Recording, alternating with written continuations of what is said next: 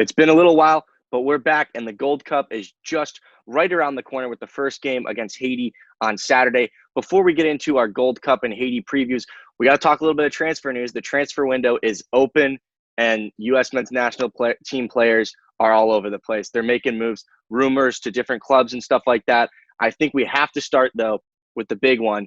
Caden Clark going from New York Red Bulls over to join up with Jesse Marsch at RB Leipzig.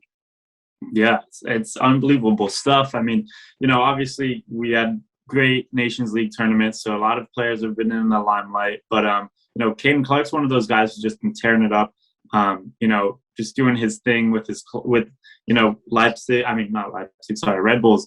And, he's just been recognized, obviously, with the Red Bull company here between Leipzig and the New York Red Bulls. Obviously, there's a bit of recognition between the two clubs, but that's not to take away of the talent that this kid's got. I mean, he's going to be going to a top flight German team, and it's a great move, especially considering the Jesse Marsch at the helm of that. I think this can be another one of those big players that you start hearing on this podcast for episodes to come, because he's going to be one of those guys in Europe's top 5 leagues now. So it's going to be cool to have another one of those people to talk about. But what do you think, not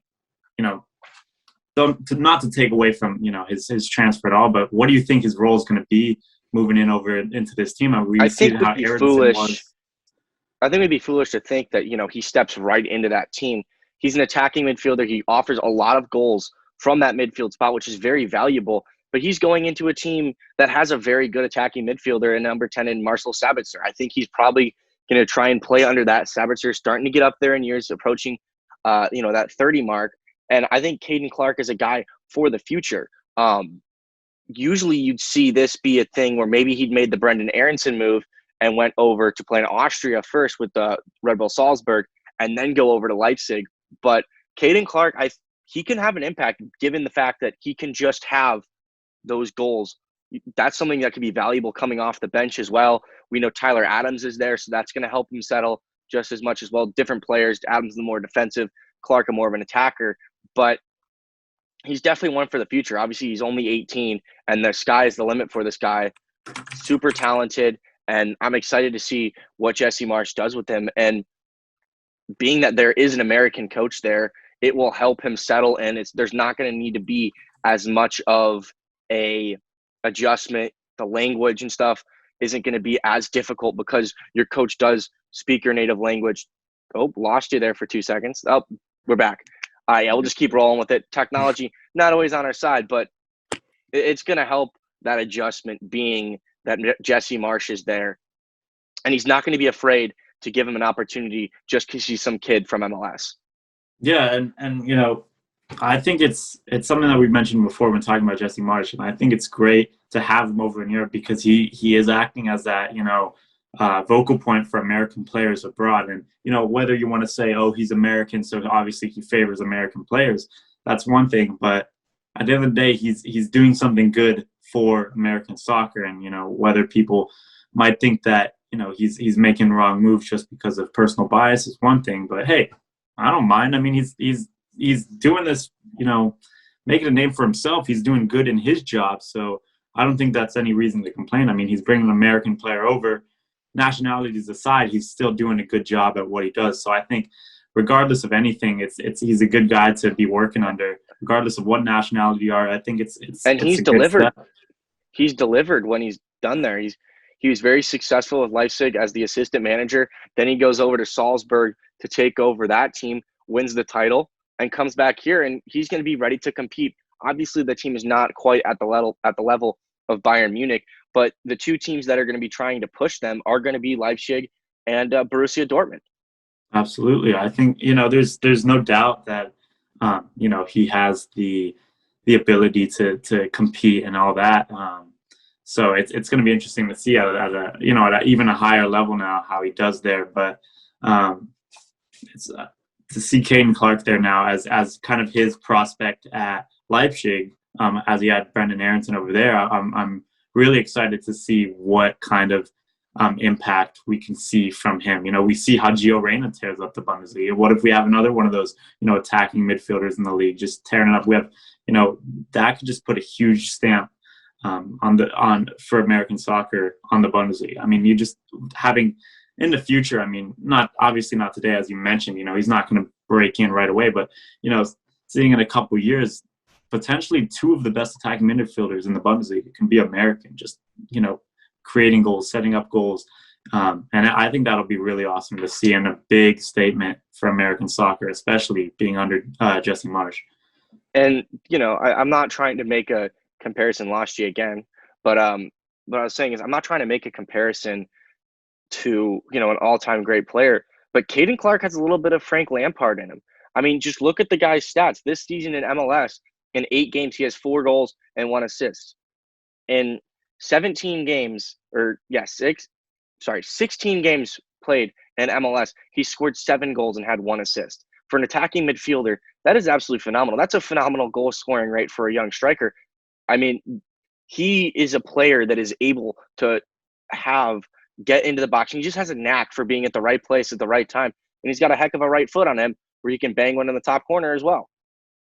Yeah, absolutely. And, that's not the only attacking midfield player that we have to worry about necessarily. I mean, we have also Connor De La Fuente making big moves, finally get some play time potentially over in France. So that's another big move to talk about.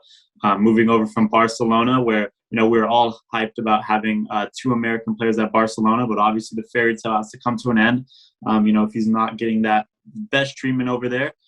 So making a move over to Marseille, what are your thoughts on that? I think it's a good move for him. I think it's a level that suits him a lot more. We saw him briefly with Barcelona making an appearance here and there. He'd be on the bench. But the reality is he's not getting in over a world-class player right now. Messi plays there, Griezmann. He's just not going to get consistent play time at Barcelona, given the guys that they have in the positions he wants to play. Going over to Marseille, a French league, where he's going to be able to compete and try and earn a spot. He's a very good player. There's a lot of things to like about him. He can take players on. He can create chances. He's a threat to score goals from that wings position. And I think it's a really good opportunity for him to try and get that consistent game time to really establish himself as a top-class player. Yeah, absolutely. And, like you said, there's really no question that, he'd struggle to compete at Barcelona with all the talent they have going forward. I mean, now just even bringing in Memphis Depay and, Wijnaldum, and he's still having Dembele back from injury now. And, it's in their, attacking 6, it's nearly impossible if you don't have years of experience already, proven experience. And I think going to a team like Marseille is where he's going to get that experience. We see how French teams have tended to trust American players in the past. I mean, not as much as, say, Bundesliga, but, we have Tim Weah over there, and he's making some steps in his career, being at PSG and then at Lille, winning the title. And, Marseille is not a bad club to be at. It's probably one of the better teams in France, one that's potentially going to challenge for, silverware, one of the better known teams over there. So I think if he can, start making a name for himself over there, it's going to be, do levels for his career. I think it's absolutely a great move for him. And, there's some good players in that team. You got guys like Cengiz Ünder, who plays there. You got Dimitri Payet, who still plays there. And those are some good players. Maybe, he can learn some things from Dimitri, who's been played in the Premier League. He's done it on the international stage, scored a goal at the Euros. And most of all, if he can just nail down some consistent play time, that's the key for a player this young. He just needs game time. And I think Marseille is a good opportunity for him to try and earn that, while also still competing in one of Europe's top 5 leagues and playing for a pretty good team while he's at it. Yeah, and it's one thing to want your player to stay at potentially one of the biggest clubs in the world, Barcelona, but it's another to admit that it hinders his development because he's not playing consistent football. Absolutely. I mean, there's truth in it being just a dead end road. It's cool to have Barcelona on your resume, but if you want to really take your game to the next level, you got to take a move like this, absolutely. And who knows where this road will bring him. Whereas Barcelona could have been a dead end. I mean, you've seen a couple players get through. I mean, you see Ansu Fati and you see Pedri get in, but that's very, very slim. The odds of making it through to the Barcelona first team just from the academy are going to be slim, and you got to take your ulterior routes to get to the top.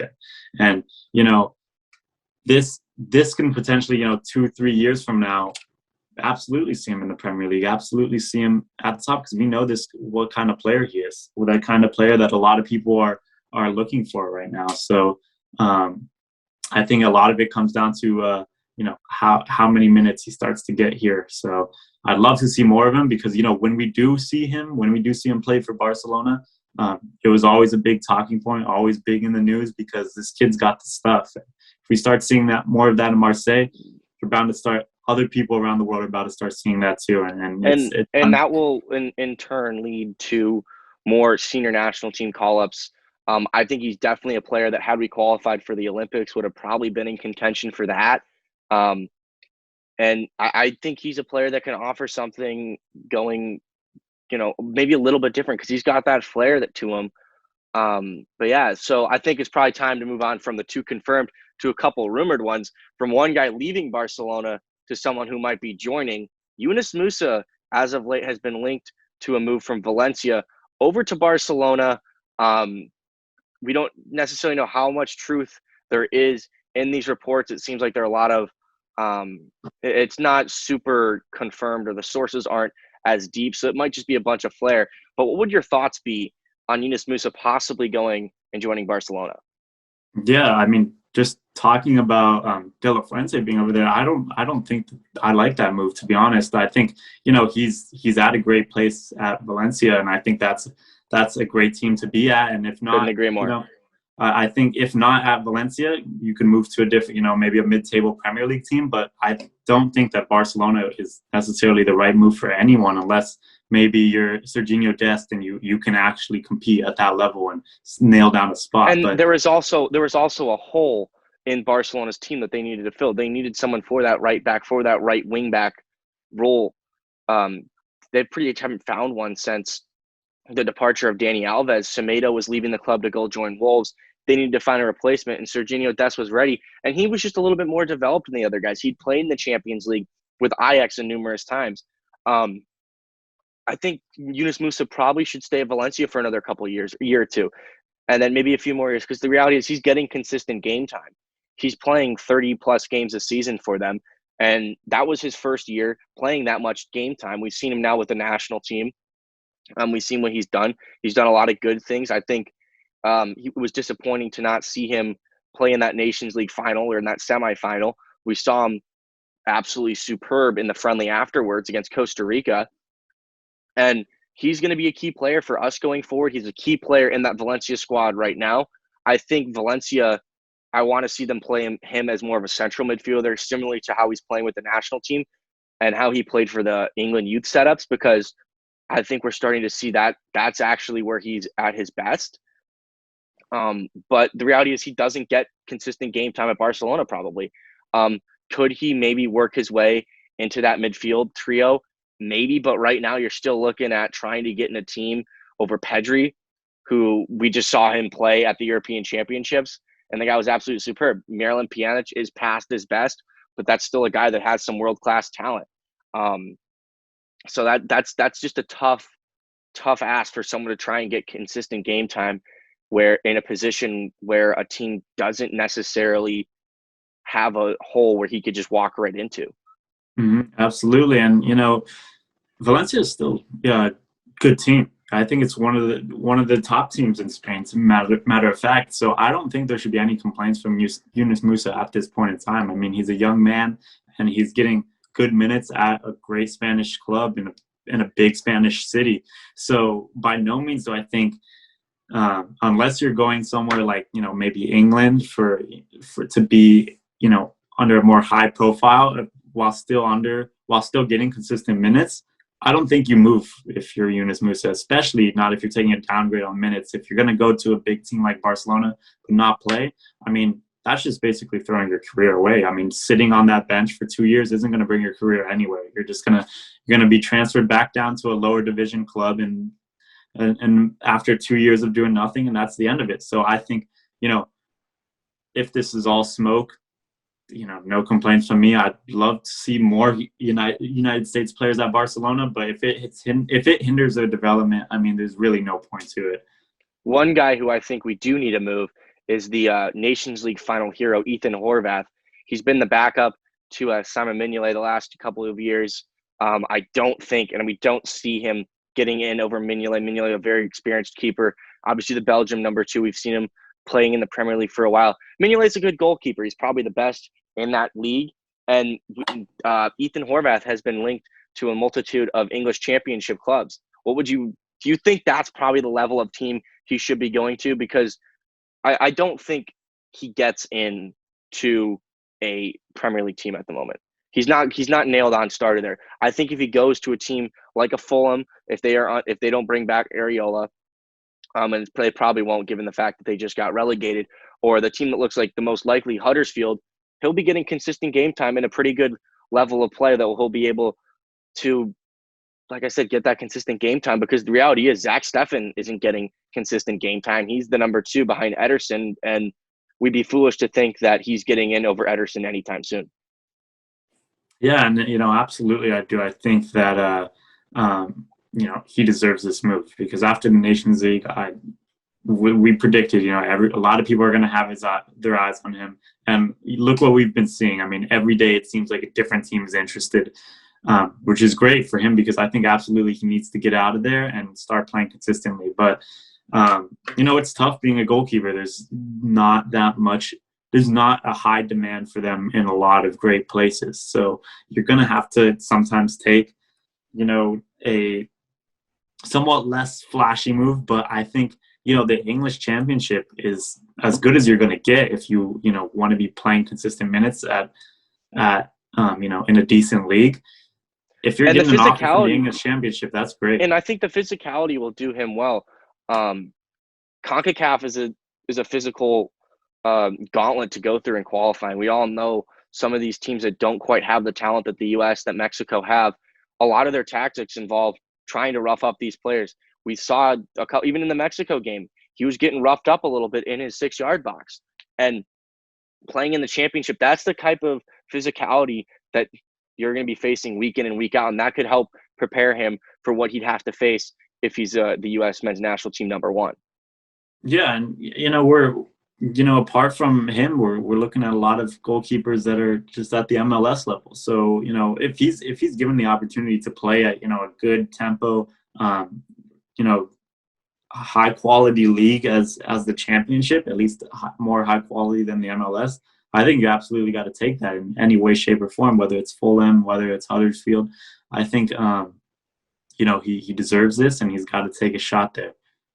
Anthony Robinson is a guy who performed pretty well back last season for Fulham. He's been linked to a move back to the Premier League. Multitude of clubs have been interested in him. The most recent one has actually been Manchester City. We don't know how much truth there is in that, being that is, the current reigning champions. With that being said, I think that could actually be a spot where he might actually be able to get consistent play time, because there has been a lot of inconsistencies in that left back role for Manchester City. Obviously, João Cancelo has played there, and I don't think that Robinson is on the level of Cancelo, but Cancelo is a right-sided, primarily defender playing on the left. Zinchenko's had his ups and downs there. So maybe Anthony Robinson gets in there and is able to compete, but more realistically, I think a mid-table Premier League team probably suits him more. Yeah, I've been seeing the rumors, the photos of Pep Guardiola hugging the guy, and it's easy to buy into it, but if it's hard to see him moving to a team like that and being happy with it, because he's still a very young player as well. So it's for him, game time should be the most important thing too, and he's also still trying to earn the spot as the number 1 left back option for the national team as well.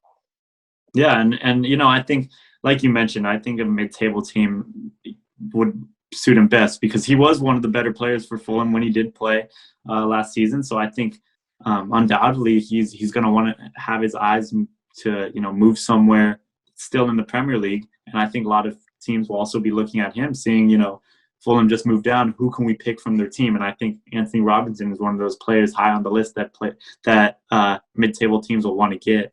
But by no means do I think that Manchester City is a realistic destination for him, nor do I think that it's, the best or, most admirable, at least through his eyes, for him to take up. So, if he's able to move somewhere, like Crystal Palace, somewhere like that, Leeds, that I think that can honestly just bring him to the next level. I mean, even a step up from Fulham, a relegation team, just move up to a mid-table team, that would be really, really impactful for his career. Moving on to a guy who we think is also probably going to be on the move, Reggie Cannon. I think we both agreed when he first moved to Boavista, that was just a starter move to get him over to Europe and get himself into the eyes of some of the bigger European clubs. And he's been linked to a multitude of teams across Europe, primarily in France, most recently Bordeaux. And I think that'd probably be a good move for him. I don't necessarily think being in a relegation battle is necessarily what fits Reggie Cannon. Reggie Cannon is much more of an attacking fullback, and getting him maybe a mid-table to a upper table team in some of these leagues. Not quite. He's not going to go to obviously one of the biggest clubs in Europe, but playing for Bordeaux, even like maybe a Marseille or I don't know, a what's a mid-table Spanish team? I don't know, Villarreal, something like that. I think that's probably where Reggie Cannon would probably fit in most. Yeah, I've even seen rumors of him moving up in the Portuguese league to Porto, and so that would also be a really good spot for him.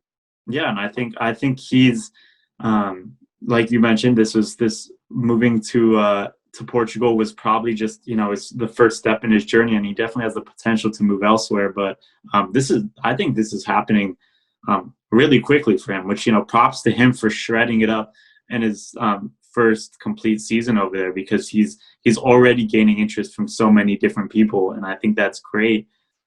Considering that he hasn't been there for very long. So to be attracting all this attention from other top 5 league teams is, really impressive for him. So I think he definitely should be looking to see what other options he has. If it's to France, if it's to Spain, or if it's up the table in Portugal to Porto. I think he should take his pick and see what is best for his career. But I think absolutely well deserved, and it's super cool to see all this interest in him. Then we got another guy who kind of got relegated, Josh Sargent with Werder Bremen. He wants to leave. Werder Bremen is open to selling him, and there are a multitude of Bundesliga clubs that want to sign him. We've talked about how he wants to stay in Germany. I think Germany is a great place for him to develop. Obviously, we've seen a lot of American players as of late, and a lot of young players in general move up into that team and into teams in those leagues and getting opportunities. We've seen Josh Sargent linked to the likes of Borussia Mönchengladbach, Bayer Leverkusen, and Eintracht Frankfurt. And I think those are the teams that he should be looking to get into, because Werder Bremen didn't suit him at all. They were playing very defensively.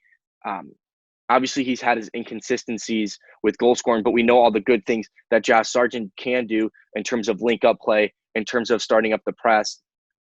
And I think for him, he just needs to play in a team where he's going to get a lot more service. The one club where I think I'd want to see him the most would be Bayer Leverkusen, because if you can't score goals there, then the reality is he won't be able to score goals at the top level. Mm-hmm. And, it's just a shame how that last season went for him, because we know what he's capable of, but just being in that system is just a starved striker. It's got to take a toll on you. So it's actually really good to see all this interest still remains in him after, what we were commenting on, what were we saying, the biggest disappointment of the season of our United States guys. Yeah. And it's that this is actually great to see, because, coming back to that Nations League and seeing how he plays, with the team that actually has intentions to attack, he still got it. He still got the potential to be, an effective number 9. So he has all the tools and all the talent in the world. He just needs to start putting the ball in the back of the net consistently, and a lot of that has to do with service. yeah, exactly. I think a lot of it starts from him having to being at a team that's looking to attack, that's looking to feed into him. I mean, any striker is gonna, miss the ball here and there, but I think, if you miss the goal on the one opportunity you get in a game, that's got to be rough on you. But if you're at a team that gives you 6 to 7 opportunities a game, you're going to be putting way more goals and you're going to have a way better output. So, and I think that was just his struggle. I mean, Werder Bremen, if you're starving over there, obviously your stats aren't going to look great, and the few opportunities you're getting, it's still hard to make that output look good. So the fact that these teams are still interested in him just goes to show that he still has the tools and his skill set to be an effective player, and that teams are still interested in Germany.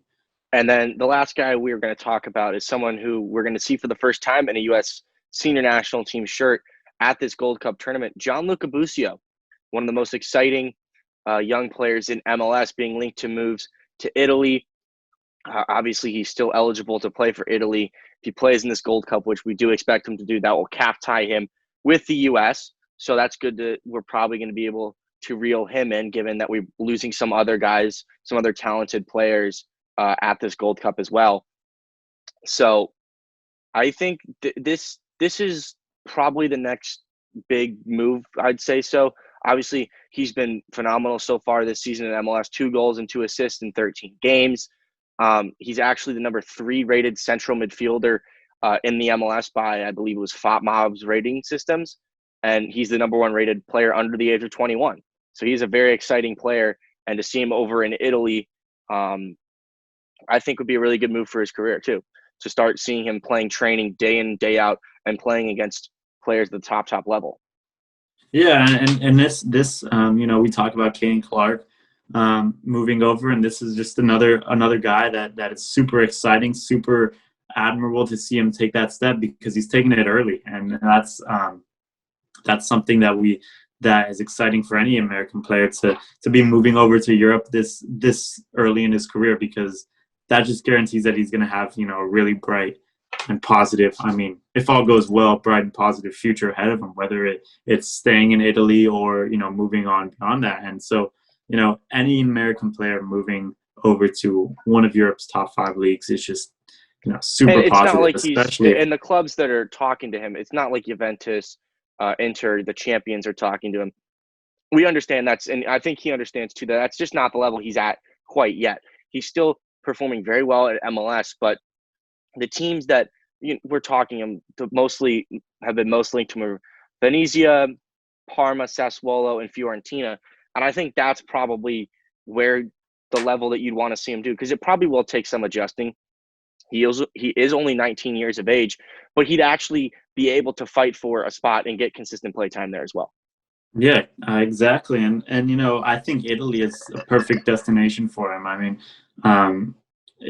I think there's a lot of space in the Italian play that'll give him the freedom to grow and develop. I mean, it's not going to be as tight and compact as the Premier League right away. I think that would just put a chokehold on his development, getting into that brutal of play right away. I think this is going to give him a lot of benefit of the doubt to grow alongside top quality professional players and start building his skill set even more. I mean, he's phenomenal in the MLS, but if you keep gearing him up in levels a little bit, I think he's just going to show levels above. So I think this is a great move if he's able to pin down one of those mid-table to lower end of the table Italian clubs. Do you have one bold prediction for this transfer market, or this transfer summer? Is there a move that comes maybe out of nowhere, or a big transfer we see with one of these players? Let me think, actually. I mean, I remember before the window, we were hearing talks about Weston McKennie leaving Juventus possibly. He's been linked to Tottenham as of the last couple of days. Yeah, I see. I don't see it happening either. I don't think he leaves. I think he's still going to be an important part at Juventus. It's hard to say. I mean, we've seen we're seeing Paul Arriola get back into fitness now. Will he want to come back to Europe? Will he want to do something else with his career other than stay in MLS? So hard to say, man. I mean, it's still pretty early on in the window, but with how things are going, we're looking at there's a lot of stuff cooking right now. So we'll see what happens. A lot of younger players trying to make their moves to another level or get play time. For me, as a guy we haven't talked about, we're going to talk a lot about coming up when we go into this Gold Cup thing, is Daryl Dike. I think he makes a move to the Premier League. We saw what he did at Barnsley. He was absolutely sensational. Since starting to come back to MLS, he's been unbelievable. So I think he gets a move over to the Premier League. And I think that if that happens, I think that'll be absolutely the best move of this summer for the United States men's national team. And I think that would start putting in motion who can be our number 9 moving forward if he's able to kill it in the Premier League. And so I would love to see that.